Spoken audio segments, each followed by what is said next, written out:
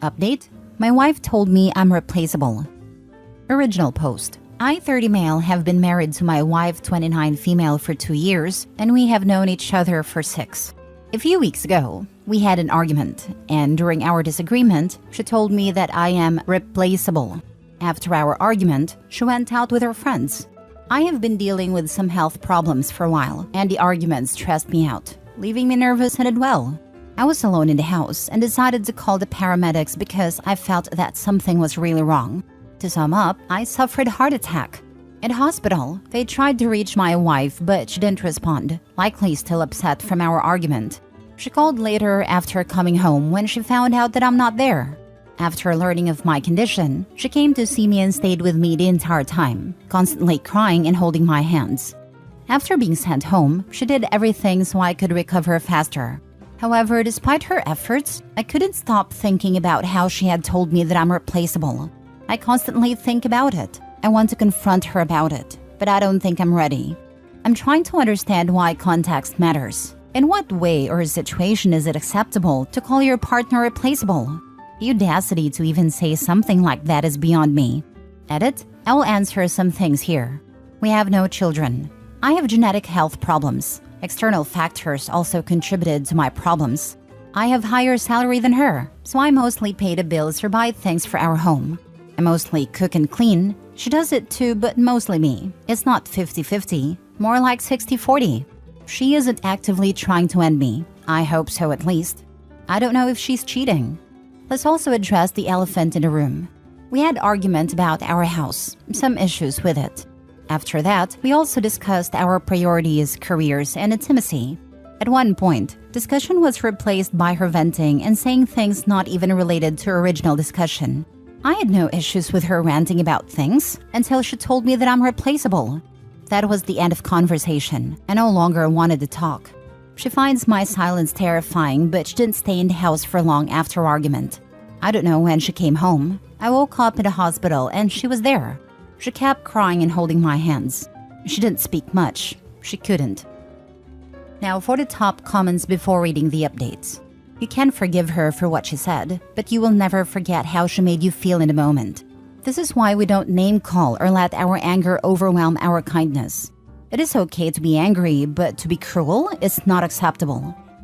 I'm going to piggyback on this comment because of this comment. You can forgive her for what she said, but you will never forget how she made you feel.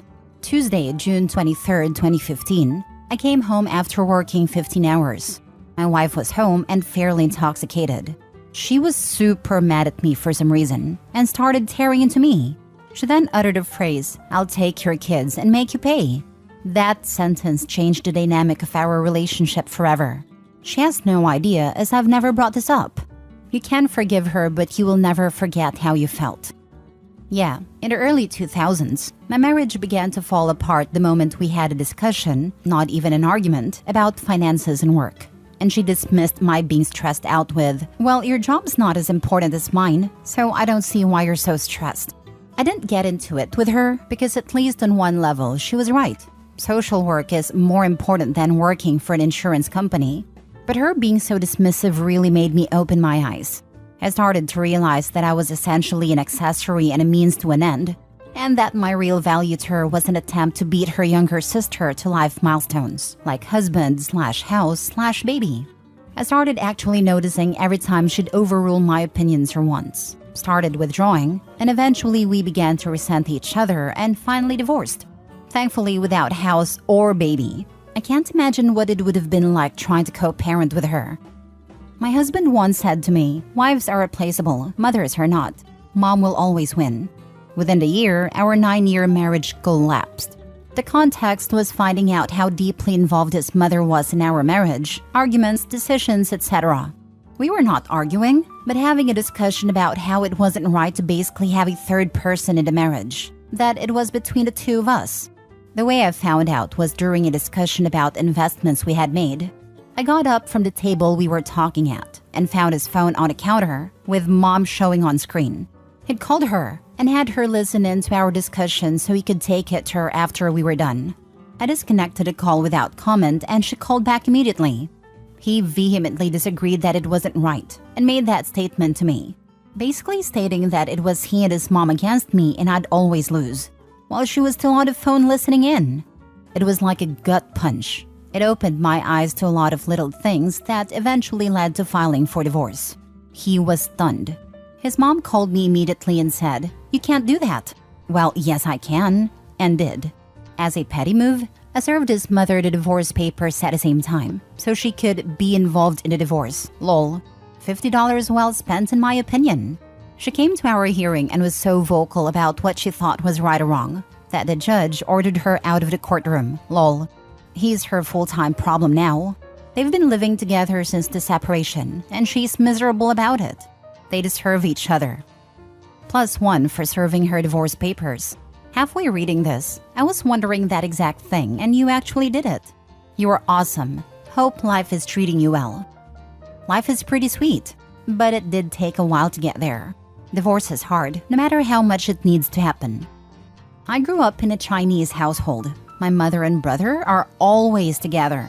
When my ex-sister-in-law moved into our house, my mom wouldn't let her step into my brother's room. She even slept in my brother's bedroom some nights, saying she was afraid that my ex-sister-in-law would sneak into the room. She micromanaged every aspect of my brother's life, and I think he loved it, until my ex-sister-in-law couldn't stand it and left. Luckily, I'm a daughter and she couldn't care less about me. But the thought of me having to marry into a family like mine is just terrifying. God forbid her married son sleep with his own wife. I'm glad she got out. Mini update. On a side note, some people in this comment section have some issues themselves. Like some of the comments are just wild, horrifying. I've decided to separate for a month. We will go to a counselor and speak maybe 1 to 2 times a week. If she cares about me, she will accept it and do everything she can to improve our relationship and marriage. If she starts playing around, going out on dates, or if I suspect her of cheating, I will end it. There won't be any forgiveness or second chances. I will make an update post sometime in the future. So many of you reached out and offered support and advice. I think the least I can do is provide you with the update. Thank you all very much. Now for the full update. As promised, here's an update in my situation. I won't go into much detail, just the most important things. Physically, I'm doing great. I've started working out again, although at a slower pace than before. With time, it will get better. Separation really helped me a lot. Firstly, I might sound selfish, but I only worried about myself, so I did everything for myself. At first, it was a different feeling. I felt alone for the first time in a really long time, and I needed a few days to get used to it. After I got used to it, it was actually quite nice.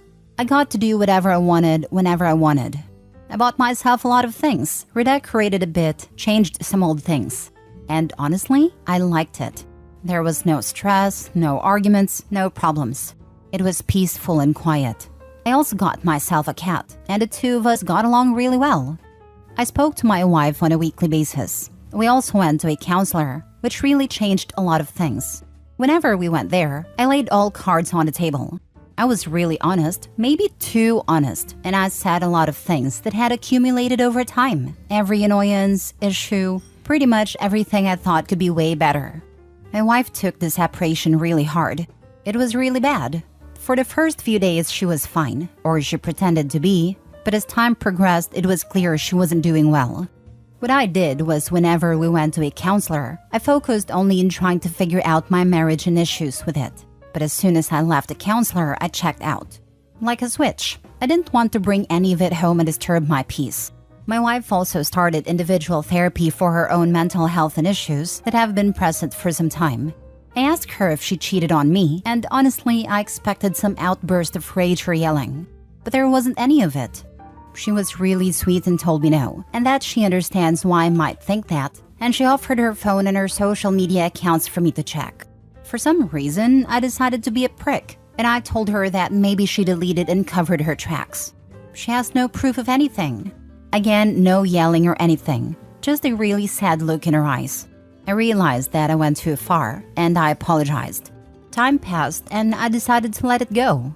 So I told her that I forgive her and that I will give her another chance. Honestly, I wanted some form of revenge, but while revenge might be sweet, everything after it is bitter. I also told her that I won't forget her words. Anyway, she came back to my house and everything changed. No longer am I doing most of this stuff. She now works just as hard, maybe even more than me, and she doesn't allow me to do certain things, much to my annoyance. We will continue going to a counselor for a little bit longer, and she's still going to her individual therapy. While I liked being alone, I truly missed her. I missed her hair, her smile, her eyes, and now I find myself looking at her and paying attention to everything she does. I guess separation made us appreciate each other way more than before. Maybe we took each other for granted, and we didn't value each other until we split. I think we fell in love again. I can't describe it, but each hug, each touch feels different, like it radiates with sincerity and love. As for the future, I'm planning a trip in secret as a surprise, so we can go out of town for a few days, just the two of us. Time alone really helped me relax and not worry about unimportant things. I focused on myself and what I want my marriage to be and my life. So now I'm going to work towards that. We really learned to communicate much better than before. We became much more open towards each other, more vulnerable. I think it will help us going forward. I guess after all, it turns out that I'm not so easily replaceable. Happy to hear you guys are able to work things out. It was a tough tunnel to go through, but the relationship seems to have gotten stronger on the other side, and that's awesome. It was blessing in disguise. We are still working on it, and we will continue to do so. Things are way better than they used to be. There are still some differences and things we need to work on, or at least find a middle ground, which will probably be resolved in future counseling sessions. I just hope she realizes how close she came to losing you multiple times in a very short time. I hope she understands this could have had a much worse ending. Good on you for being willing to put in the work and growing yourself. Best wishes going forward. Sounds like you're happier single. I'm not really clear why you went back to your wife. At any rate, good luck. Wish you the best. Indeed I was, for a time. Then I felt something was missing. People sometimes say things they don't mean in the heat of the moment. She did it too. I think it was fair to both of us. Some time apart from each other really helped us figure out what each of us wants and what we mean to each other. Life is better when you get to share it with somebody. Last story. Am I the a-hole for my reaction after finding out my ex cheated on me? So I have been with my ex Lara for 6 years, and we were living together since 3. Our relationship was amazing, at least in my point of view.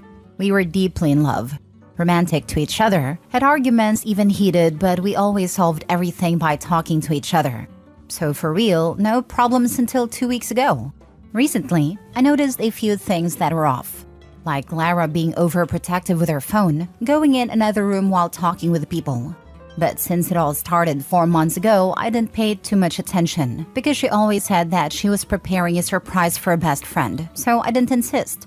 Long story short, I caught her cheating at my house 2 weeks ago while I came back from work because I forgot my phone. My reaction wasn't being mad, screaming, shouting, or any of these things, but I just told the guy to put some clothes on and leave. And to Lara that we were over and wanted to break up immediately. I said all of this calmly without raising my voice or screaming. Lara was the one screaming, crying, and begging me to forgive her, but I just kept saying to pack her stuff and leave my house. So after 2 hours of this pathetic show, she left. That day I went to work, later obviously, but it wasn't the worst day of my life. It was just a bad day like others. 2 days ago, I went on a date with another girl and I hope to a second date. We are planning, so hopes are very high, haha. My friends and family told me that my reaction was strange because they expected more from me. Because I just moved on fast from Lara's cheating like I didn't care at all about her, stating my calm and cold reaction. I have a very particular point of view in cheaters, and maybe that's why. In my particular case, the screaming, shouting, crying, getting angry, and mad to me weren't useful at all. Because they don't bring me anything of good, nor will they relieve my pain and suffering, so I do something that doesn't bring me anything of good. I mean, she cheated by her choice. We broke up and that's all. Why should I cry, get mad, or angry because Lara cheated on me? She's just a loser and took the consequences of her actions. And to me, that's all. Obviously, in these 2 weeks, Lara's talked to me on social media and texted me and called me like 100 times, but I don't care. I never blocked her and probably would never do because like I said, it didn't bring me anything of good or bad. I'm just indifferent to it. And a bit because I like to see people humiliating themselves. Lol. So all of this being said, am I the a-hole? Not the a-hole. The opposite of love isn't hate. It's indifference. You were handling it like a man's man.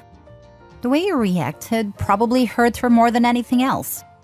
Not the a-hole, but I wouldn't assume that you really cared about the relationship if it hasn't really affected you.